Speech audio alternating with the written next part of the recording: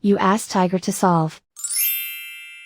This deals with linear equations with one unknown. The final result is A equals 16. Let's solve it step by step. Swap sides. Group all constants on the right side of the equation.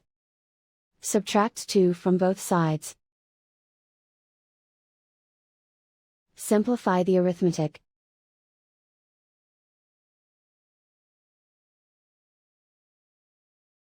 Isolate the A. Multiply both sides by 4. Group like terms. Multiply the coefficients.